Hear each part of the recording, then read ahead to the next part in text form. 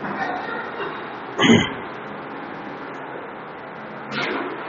And welcome students, आप सब लोगों का स्वागत करता हूं फिर से मैं आज सैटरडे की इस क्लास के अंदर।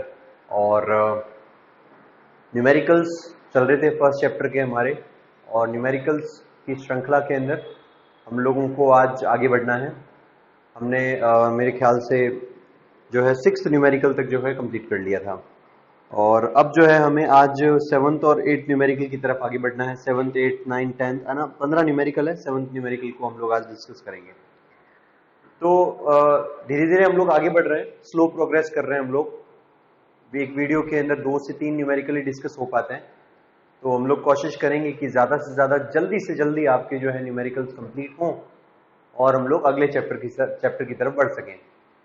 कुछ एक बच्चों का ये मानना था कि वो नहीं कर पा रहे हैं और नहीं हो रहा है, तो उनके लिए एडिशनल व्यवस्था की है मैंने कि उनको जो है वीडियोस के लिंक जो है उनके व्हाट्सएप नंबर पर पहुंचा दिए जाए। मैंने कैलाश सर से कहा है, तो वो जल्द से जल्द इस बात की व्यवस्था करेंगे। अब कोशिश करते हैं हम लोग जल्द से जल्द फास्ट चीज़ों को कंप्लीट करें। सेकेंड चैप्टर भी हमें आगे पढ़ना है, और ये महीना वैसे ही 31 अगस्त तक आपका लॉकडाउन रहेगा, तो इस लॉकडाउन में क्यों ना हम लोग अच्छी प्रोग्रेस करके कुछ ना कुछ और है ना अच्छा और 2-3 चैप्टर कर लें। तो बढ़ते हैं आगे। अच्छा, इसमें जब हमारा सेकेंड जब चैप्टर स्टार्ट होगा तो सेकेंड चैप्टर के अंदर पॉसिबल है कि ज़्यादा लंबी वीडियोस बने, ज़्यादा 1-1 घंटे की क्लास हो, तो आप लोग सेकेंड चैप्टर में बिल्कुल एब्सेंट ना रहें, सारी चीज़ें देखें। और कहीं समस्या आए तो मेरे टेलीग्राम नंबर पे आप लोग मुझे क्वायरीज भेजिए। I will try to resolve them in our video classes. तो हम शुरू करते हैं आज की क्लास, और हमें आज देखना है कि 7th न्यूमेरिकल क्या कहता है। 7th न्यूमेरिकल कहता है electric charge Q is divided into 2 parts, Q1 and Q2, and are kept at distance r, small r. What would be the condition of maximum force of repulsion between the charges? एक charge है Q, उसको 2 हिस्सों में तोड़ दिया जाता है, 2 parts के अंदर उसको डिवाइड किया जाता है। 2 पार्ट्स में जब उसको डिवाइड किया जाता है तो एक पार्ट है Q1 और Q2, और Q1 और Q2 दोनों चार्जेस को एक पर्टिकुलर r डिस्टेंस के ऊपर दोनों को रखा जाता है। क्या वो कंडीशन होगी जिस कंडीशन है ना Q1 और Q2 कितने हो, या Q1 और Q2 की ऐसी क्या बात हो Q1 Q2 के अंदर कि वो जो है उन दोनों के बीच में मैक्सिमम फोर्स ऑफ रिपल्शन हो। तो मैक्सिमम फोर्स ऑफ रिपल्शन के लिए नंबर 1 कंडीशन उनका दोनों का पहली बात तो उनका सेम नेचर के चार्जेस होना बहुत जरूरी है ना, यानी कि या तो दोनों को नेगेटिव होना चाहिए या दोनों को पॉजिटिव होना चाहिए। तो यहाँ पे Q है, Q पॉजिटिव है, और पॉजिटिव चार्ज को अगर आप 2 टुकड़ों में तोड़ेंगे तो जाहिर सी बात है 2 पॉजिटिव चार्ज ही निकलेंगे। तो चलिए बात करते हैं इस न्यूमेरिकल के बारे में। अभी हम लोग बात कर रहे हैं 7th न्यूमेरिकल के बारे में, ठीक है। तो 7th न्यूमेरिकल का हम लोग सोल्यूशन देखेंगे। अभी ये हटा देते हैं।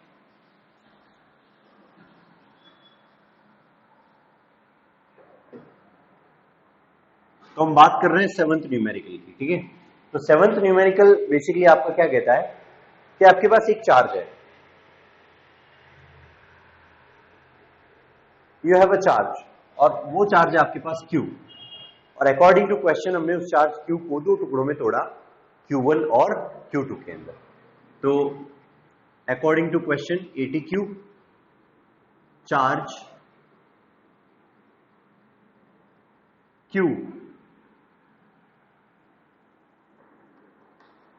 डिवाइडेड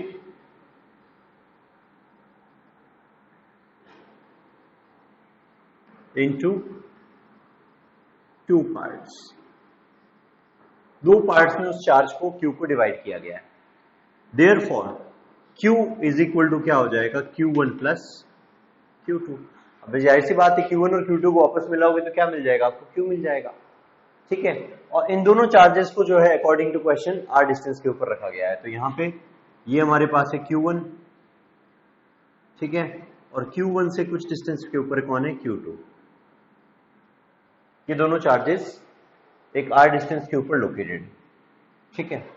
अब तुम ये तो बात अच्छे तरीके से तुमने पहले कुछ वीडियो के अंदर ये देखा होगा कि जब 2 सिमिलर नेचर के या सेम नेचर के जो चार्जेस होते हैं वो हमेशा एक दूसरे को रिपेल करेंगे, एक दूसरे को प्रतिकर्षित करेंगे, कभी अट्रैक्ट नहीं करेंगे। वो सिमिलर या सेम नेचर के होने की वजह से एक दूसरे को रिपेल करेंगे, और अगर रिपेल करेंगे तो रिपल्शन का क्या सिस्टम है, वो इलेक्ट्रिक फील्ड लाइंस एक दूसरे को रिपल्शन करेगी। जैसे ये जो जो चार्जेस हैं यहाँ पे पॉजिटिव और नेगेटिव, ये दोनों तो ऑपोजिट नेचर के चार्जेस हैं, और ऑपोजिट नेचर के चार्जेस के अंदर क्या होता है, दोनों ही चार्जेस एक दूसरे को अट्रैक्ट करते हैं, और अट्रैक्ट करने के लिए दोनों ही चार्जेस की फील्ड लाइंस आपस में कैसी हो जाती है, मर्ज हो जाती है। तो यहाँ दोनों चार्जेस जो अपोजिट नेचर के चार्जेस हैं उनके अंदर ये दोनों फील्ड लाइंस आपस में मर्ज हो रही है। तो यहाँ जो सिमिलर नेचर के जो चार्जेस होते हैं उनके बीच में जो फील्ड लाइंस होती है वो हमेशा एक दूसरे को दूर रखती है, एक दूसरे को भगाती है, एक दूसरे से, है ना, सेपरेट होती है। तो सेपरेशन के लिए यहाँ मैं एक और डायग्राम सा बना देता हूँ आप लोगों के लिए ताकि आप इसको समझ सके। सेपरेशन के लिए हम लोग क्या देखेंगे, जैसे आपके पास ये पॉजिटिव चार्ज है और ये भी एक पॉजिटिव चार्ज है, तो दो पॉजिटिव चार्जेस हो गए आपके पास। इस वाले पॉजिटिव चार्ज में से भी क्या है, फील्ड लाइंस बाहर निकल रही है, इस वाले पॉजिटिव चार्ज में से भी फील्ड लाइंस बाहर निकल रही है। तो इससे निकलने वाली फील्ड लाइंस जो है आगे जाकर के इंटरसेक्ट कर जाती है। तो इंटरसेक्शन नहीं होकर के यहाँ पे क्या होगा, ये फील्ड लाइंस एक दूसरे को रिपेल करेंगी, और रिपेल करके इनमें से निकलने वाला जो इलेक्ट्रिक फील्ड होता है वो एक दूसरे से दूर जाने की कोशिश करेगा, है ना, ये ऐसा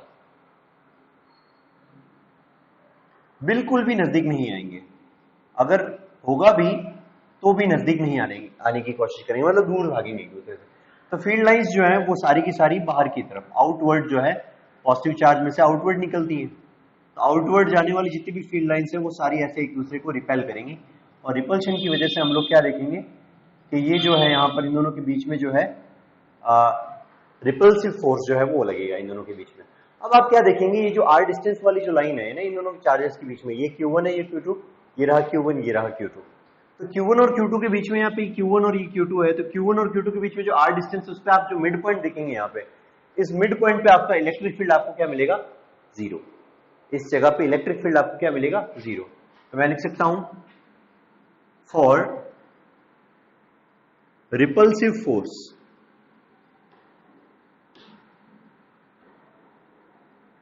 दोनों के बीच में मैक्सिमम रिपल्सिव फोर्स के लिए यहां पर दोनों का सेम नेचर का होना जरूरी है, और यहां बीच में, है ना, इस जगह के ऊपर इलेक्ट्रिक फील्ड का भी जीरो होना जरूरी है।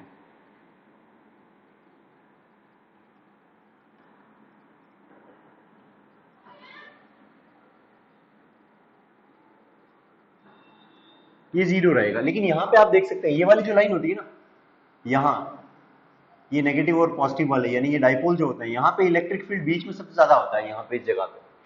दूर ऊपर नीचे तो कम होगा, इधर उधर कम होगा, लेकिन यहाँ सबसे ज्यादा होगा। इसमें उल्टा होता है, दोनों सिमिलर नेचर के जब चार्जेस हो जाते हैं तो यहाँ जो फोर्स होता है ये फोर्स सबसे कम होता है, न्यूनतम लेवल पे होता है, बहुत ही कम होता है। कितना होता है भाई, जीरो होता है, इतना कम इलेक्ट्रिक फील्ड यहाँ पे होता है। तो इसका मतलब देयर फॉर कंडीशन लिख देता हूँ, E must be equal to zero. E क्या होना चाहिए, यानी इलेक्ट्रिक फील्ड क्या होना चाहिए, जीरो होना चाहिए। ये बात आप याद रखेंगे। ये वाला डायग्राम मिटा देता हूं, इलेक्ट्रिक फील्ड का क्या होना जरूरी है, जीरो होना जरूरी है। डायग्राम भले आप बना सकते हैं, और हमें पता है कि इलेक्ट्रिक फील्ड क्या होता है, वी नो दैट कि हमारे पास जो ये इलेक्ट्रिक फील्ड होता है ये होता है फोर्स पर यूनिट चार्ज, यानी किसी भी चार्ज के ऊपर लगने वाला फोर्स, किसी भी चार्ज पर लगने वाला फोर्स पर यूनिट चार्ज, किसी भी यूनिट चार्ज पर लगने वाला फोर्स, ये क्या कहलाता है, इलेक्ट्रिक फील्ड कहलाता है। इसका मतलब small force dF upon dQ, small force on small charge, small unit charge, V क्या होगा, इलेक्ट्रिक फील्ड। तो F अपॉन Q या dF अपॉन dQ एक ही बात है। तो ये जो है ये भी क्या होगा, इलेक्ट्रिक फील्ड होगा। अगर ये इलेक्ट्रिक फील्ड है आपका, तो इस इलेक्ट्रिक फील्ड के अंदर हम क्या देखेंगे कि यहां जो है हम देखेंगे कि ये अगर Q1 है, अगर मैं इसको Q1 मान लूं और इसको Q2 मान लूं, तो आप देखेंगे कि इस जगह के ऊपर अगर मान लीजिए Q1 है, Q1 भी अपने ऊपर रिपल्सिव फोर्स एक्सपीरियंस करेगा, तो यहां पे भी इसके नजदीक भी इलेक्ट्रिक फील्ड कम होगा, और इसके नजदीक, दोनों में से कोई भी एक ले सकते हो, Q1 भी ले सकते हो, Q2 भी ले सकते हो।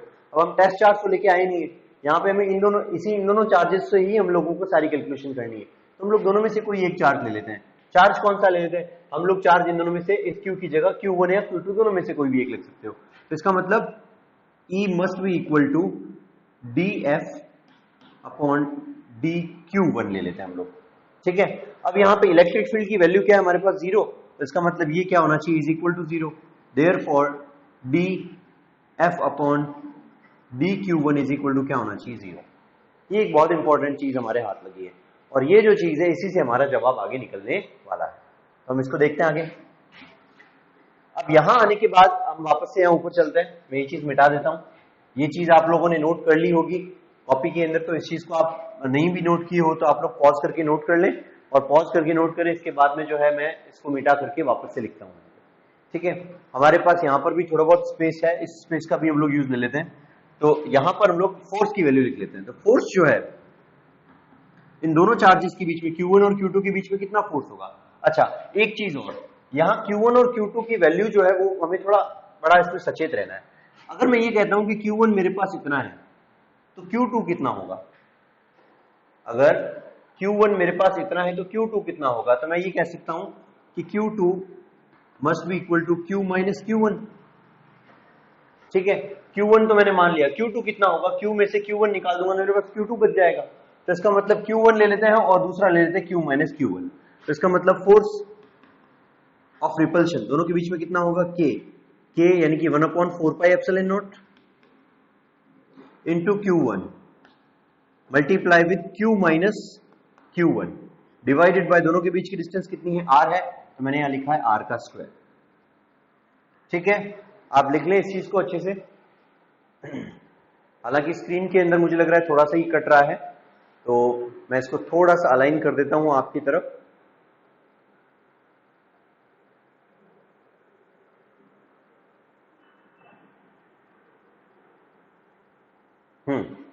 तो ये जो चीज है हम लोगों ने लिख ली यहाँ पे F इज इक्वल टू 1/4 पे एप्सिलॉन नॉट Q1 ये वाला चार्ज हो गया, और Q2 कितना बचा, Q माइनस Q1, यानी Q में से Q1 को निकाल दूंगा तो मेरे पास ये बाकी का बचा हुआ ये जो चार्ज है ये क्या है, Q2 है। ये हो गया Q2 और ये है आपके पास R²। अब ये फोर्स की वैल्यू है, ये फोर्स जो है हमें यहां रखना है और उसको डिफरेंशिएट करना है Q1 के रेस्पेक्ट में, और उसको किसके इक्वल कर देना है, 0 के। तो हमें जवाब मिल जाएगा कि इन दोनों के बीच में क्या रिलेशन होना चाहिए। तो करके देखते हैं। तो ये तो पूरा कांस्टेंट है, ये कांस्टेंट हमेशा क्या होता है, डिफरेंशिएशन से बाहर आ जाता है। तो ये मैंने बाहर ही लिख दिया है K। अब बचा क्या हमारे पास, D बाई dQ1। अच्छा, ये R² जो है, ये R² क्या है, ये है आपका डिस्टेंस जो कि कांस्टेंट क्वांटिटी, ये भी बाहर आ जाएगी। तो K अपॉन R² बाहर आ गया, तो D upon dQ1 multiply with Q1 into Q minus Q1। ये चीज यहां तक भी आप लोग लिख लें। अब इस तरफ वाला हिस्सा जो है मैं मिटा देता हूं, इसको हमने मिटा दिया।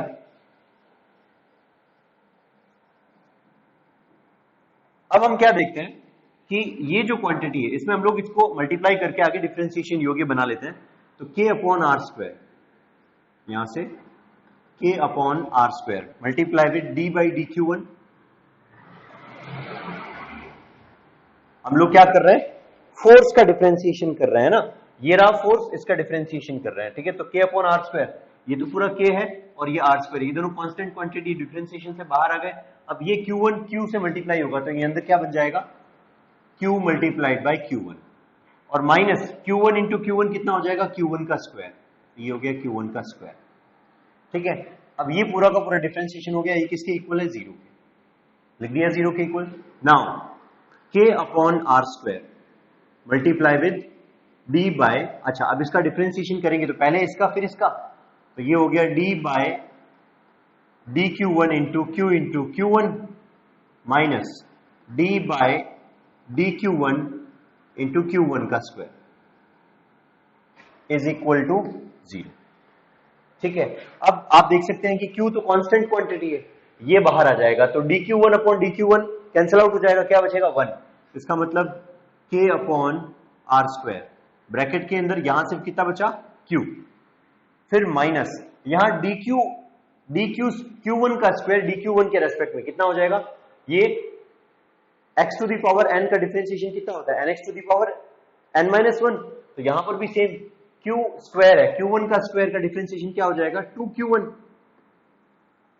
n माइनस 1, यानी 2 माइनस 1 कितना होता है, 1। तो इसकी पावर भी कितनी है, 1। ब्रैकेट बनाया इज इक्वल टू क्या किया हमने, 0 किया। R² इधर 0 से मल्टीप्लाई हुआ, 0 हो गया। K 0 से नीचे गया फिर 0 हो गया, तो बचा क्या, Q minus 2Q1 is equal to क्या आएगा, 0। इसका मतलब Q इज इक्वल टू क्या हो जाएगा, 2Q1। इसका मतलब Q1 की वैल्यू किसके इक्वल होगी, Q बाई 2। आंसर आ गया अपना, यानी कि आपका जो Q1 होना चाहिए मैक्सिमम फोर्स ऑफ रिपल्शन के लिए, जो आपका Q1 होना चाहिए वो Q का हाफ होना चाहिए। इसका मतलब अगर ये Q का हाफ है तो यहां ये Q1 की वैल्यू अगर मैं यहां रखूंगा, कहां, जो हमने वहां लिखा था ना, ये कि हमारे पास since Q1 plus Q2 is equal to Q होता है, तो अगर मैं यहाँ पे Q1 की वैल्यू रखूंगा तो मुझे Q2 भी मिल जाएगा। इसका मतलब Q2 भी कितना होगा, अगर देखा जाए तो Q2, यानी कि Q1 की वैल्यू यहां रखी और Q को मैं यहाँ Q को इस तरफ Q1 की वैल्यू को इस तरफ यहाँ भेजता हूं तो मुझे Q2 मिल जाएगा, क्योंकि मैं पता है कि Q2 इज इक्वल टू क्या हो जाएगा, Q माइनस Q1 है। तो Q2 is equal to Q minus Q1, Q1 की वैल्यू क्या है, Q माइनस Q अपॉन 2, तो एक में से आधा घटाया है, बचा कितना, फिर से आधा, यानी कि Q2 भी क्या होगा, Q अपॉन 2 होगा। तो ये जो हमारे आंसर आ गए हैं, और ये हमारे आंसर्स को आप जो है नोट कर लेंगे अच्छे से। इसको आप पॉज करके नोट करना चाहे तो पॉज करके नोट करें, जैसा आपको उचित लगे, फटाक से नोट कर लें बस इसको, ठीक है। ये सॉल्यूशन नंबर 7 था आपका।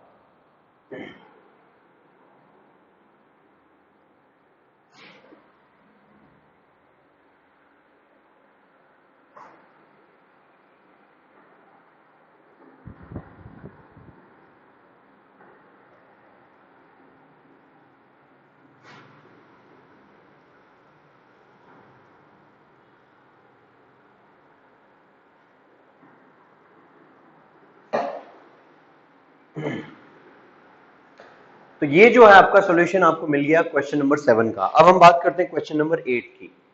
तो क्वेश्चन नंबर 8 क्या है उसकी थोड़ी रूपरेखा समझ ले, क्वेश्चन नंबर 8 को थोड़ा स्टडी कर लें, क्वेश्चन नंबर 8 को थोड़ा देख ले। क्वेश्चन नंबर 8 कहता है, according to the figure an equilateral triangle ABC of side a has charges 2q minus q and minus q at the vertices a b and c respectively, calculate the dipole moment of this system, है ना, आपको इस पूरे system का dipole moment निकालना है।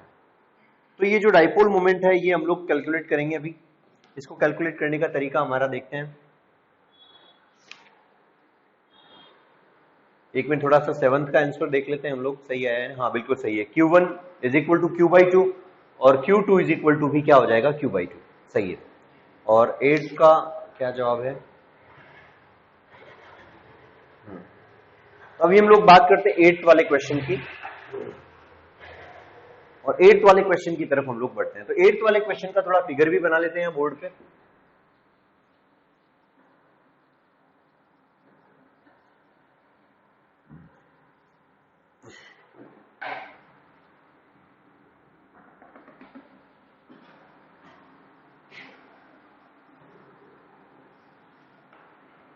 जो आपका 8th क्वेश्चन है, हम लोग कर रहे हैं सॉल्यूशन ऑफ 8th क्वेश्चन। तो 8th क्वेश्चन आपका कहता है कि आपके पास एक पूरा का पूरा ट्राइंगल है, ये ट्राइंगल बन गया आपके पास।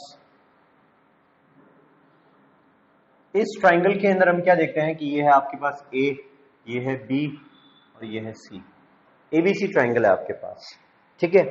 इस एबीसी के अंदर ए वाले पे आपके पास पड़ा है +2q, बी के पास पड़ा है -q और सी के पास पड़ा है -q, ठीक है। और इस इक्विलैटरल ट्राइंगल की हर एक साइड कितनी है, ए और ए, हर एक साइड आपकी इसमें कितनी दे रखी है, ए दे रखी है। अब हमें कैलकुलेट ये करना है कि इसका, इस पूरे सिस्टम का नेट डाइपोल मोमेंट क्या होगा। तो डाइपोल मोमेंट जब तुम निकालोगे तो डाइपोल मोमेंट के अंदर हम क्या देखेंगे कि डाइपोल मोमेंट एक वेक्टर क्वांटिटी है, हम लोग इसमें डायरेक्ट नहीं कर सकते। अगर आपने थर्ड न्यूमेरिकल अच्छे से देखा था तो ये न्यूमेरिकल आप बड़े अच्छे से कर सकते हो। आप अगर चाहो तो अभी भी इसको पॉज करके आप इसको सॉल्व करने की कोशिश करो अपने आप से, नहीं होता है तो फिर यहां देखो। तो अभी हम लोग क्या देख सकते हैं कि इसके अंदर ये जो हमारा न्यूमेरिकल है, इसमें ये जो ए वर्टिस है इस पे 2q चार्ज पड़ा है, इस पे -q पड़ा है, तो मतलब इस लाइन के अलोंग एक डाइपोल जनरेट होगा, इस लाइन के अलोंग एक डाइपोल जनरेट होगा। ये तो -q है, इन दोनों के बीच में तो कोई डाइपोल जनरेट नहीं होने वाला। सिमिलर नेचर वालों के बीच में कभी जनरेट होता है क्या डाइपोल, नहीं, हमेशा ऑपोजिट नेचर वालों के बीच में, है ना, एक नेगेटिव और एक पॉजिटिव होना चाहिए तब डाइपोल जनरेट होगा। तो यहाँ AB और AC के अलोंग एक डाइपोल जनरेट होगा। डाइपोल मोमेंट की डायरेक्शन क्या होती है, हमेशा नेगेटिव टू पॉजिटिव। तो ये हमारा एक डाइपोल इस डायरेक्शन में है और एक डाइपोल इस डायरेक्शन में है। इस डाइपोल को मैं अगर आगे बढ़ाऊंगा तो इस डाइपोल की डायरेक्शन इधर होगी, और इस डाइपोल को आगे बढ़ाऊंगा तो इस डाइपोल की डायरेक्शन, डाइपोल मोमेंट की डायरेक्शन इस तरफ होगी। क्योंकि ये इक्विलैटरल ट्राइंगल है, क्वेश्चन में गिवन है, तो ये वाला 60 डिग्री है, ये वाला एंगल भी 60 डिग्री है, और ये वाला एंगल, यहां पे भी ये वाला एंगल भी क्या हो गया, 60 डिग्री। अब ये ऑपोजिट वर्टिकल एंगल है तो ये वाला एंगल भी कितना हो गया 60 डिग्री। दोनों ही एंगल आपके क्या है 60 डिग्री है। तो अब ये वाला जो है ये है AB के अलोंग और ये वाला जो है ये है AC के अलोंग। तो यहां दो इलेक्ट्रिकल डाइपोल बनेंगे और दोनों को हमें जोड़ना पड़ेगा और दोनों वेक्टर क्वांटिटी, और वेक्टर क्वांटिटी जब दो जोड़नी पड़े तो हमेशा एक फॉर्मूला याद रखो। क्या फॉर्मूला है? Net dipole moment P net, net का डाइपोल मोमेंट का फॉर्मूला है under root of A square plus B square plus 2AB cos theta, जहां पे थीटा क्या है दोनों ही वेक्टर क्वांटिटी के बीच का एंगल। ठीक है, तो यहां A जो है यानी कि इधर वाला हमारे पास क्या है ये है ना AB की डायरेक्शन के अंदर डाइपोल मोमेंट। तो मैं इस A स्क्वायर की जगह क्या लिख सकता हूं P1 का स्क्वायर, और फिर इधर AC के अलोंग जो आपका डाइपोल मोमेंट इसको मैं P2 नाम दे देता हूं तो ये हो गया P2 का square into 2 P1 P2 cos theta. अब P1 और P2 के बीच में एंगल कितना है? इधर तो है आपके पास ये हो गया P1 और ये इधर हो गया P2, तो P1 और P2 के बीच में एंगल कितना है भाई 60 डिग्री, तो cos 30 डिग्री cos 60 डिग्री आ जाएगा यहाँ पे। तो ये मैंने लिख दिया cos 60 डिग्री। आई होप आप लोग समझ पा रहे हैं मैंने यहाँ पे 60 डिग्री क्यों लिखा है, एक्सप्लेन किया है मैंने अभी यहाँ पे। ठीक है, अब P1 और P2 क्या है ये हम लोग बाद में देख लेंगे, पहले इन सबको कैलकुलेट कर देते हैं। cos 60 डिग्री की वैल्यू कितनी होती है भाई? हाफ होती है। तो अगर हाफ है इसकी वैल्यू तो इसका मतलब मैंने क्या लिखा P1 का स्क्वायर प्लस P2 का square plus 2 P1 P2 multiply by half. ठीक है, ये आ गया हाफ। अब 2 से 2 क्या हो गया कैंसल आउट, तो बचा क्या P नेट, ये आपके पास आ गया under root of P1 square P2 square plus P1 into P2। अब हमें ये निकालना है कि P1 और P2 आखिरकार होगा कितना। डाइपोल मोमेंट जो क्वांटिटी होती है हमेशा वो डाइपोल मोमेंट होता कितना है? डाइपोल मोमेंट एक ऐसी क्वांटिटी है P1 और P2 की, यहां अगर हम बात करें तो डाइपोल मोमेंट यूजुअली जो डाइपोल मोमेंट होता है मैं लिख देता हूं यहां पे, हमें अच्छे तरीके से ये बात पता है, we know that dipole moment is equal to कितना होता है 2QA, जहां 2A क्या है दोनों ही चार्जेस के बीच की डिस्टेंस और Q क्या है एक चार्ज की वैल्यू। तो 2A यानी दोनों चार्जेस के बीच की डिस्टेंस कितनी है A, तो मैं पूरे 2A की जगह क्या लिखूंगा A लिखूंगा। तो देयरफॉर P1 मेरे पास कितना आ रहा है A, और चार्ज दोनों में से कोई भी एक चार्ज ले लीजिए आप लोग। ठीक है, अब दोनों में से एक चार्ज है अपने पास 2Q और एक है आपके पास Q। अब यहाँ पे दोनों सेम चार्जेस तो है नहीं, है ना, डिफरेंट डिफरेंट चार्जेस हैं। तो हम लोग एक काम कर लेते हैं कि भाई दोनों को मल्टीप्लाई कर देते हैं दोनों चार्जेस को। ठीक है, या दोनों चार्जेस को मल्टीप्लाई नहीं करें, एक चार्ज अगर लें दोनों में से तो डिस्टेंस वाली गड़बड़ आ जाएगी।